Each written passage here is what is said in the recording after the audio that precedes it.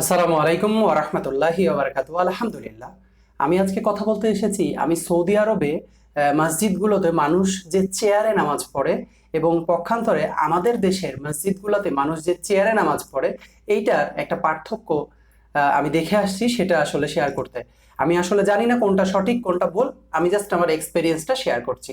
তো সৌদি আরবের আমি বিভিন্ন মসজিদে যখন সালাত আদায় করছিলাম, বিভিন্ন দূর দূরান্তে মক্কা থেকে বিভিন্ন অনেক কিলোমিটার দূরে কিছু মসজিদে আমি সালাত আদায় করছিলাম। তো তখন দেখলাম তাদের মসজিদের কাতারগুলা অনেক বড়।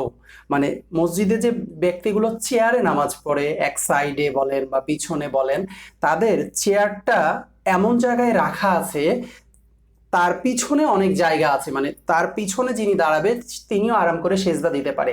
কিন্তু আমাদের দেশে যারা চেয়ারে নামাজ পড়ে তারা আসলে কাতার থেকে একটু ভিতরের দিকে চেয়ারটা রাখে, যার কারণে উনি যখন দাঁড়ায় থাকে তখন কাতারটা সোজা হয় না।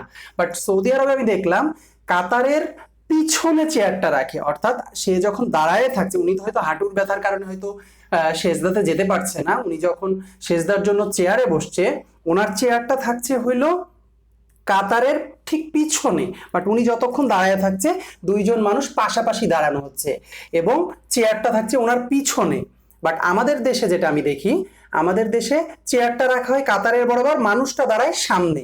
তো আমি আসলে সঠিক কোনটা ভুল কোনটা এটা নিয়ে এখানে কথা বলতে আসিনি।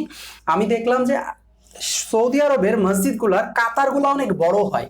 বড় হওয়াতে আমার সেজদার পরেও বেশ কিছু জায়গা থাকে যে জায়গাতে তারা চেয়ারটা রাখে।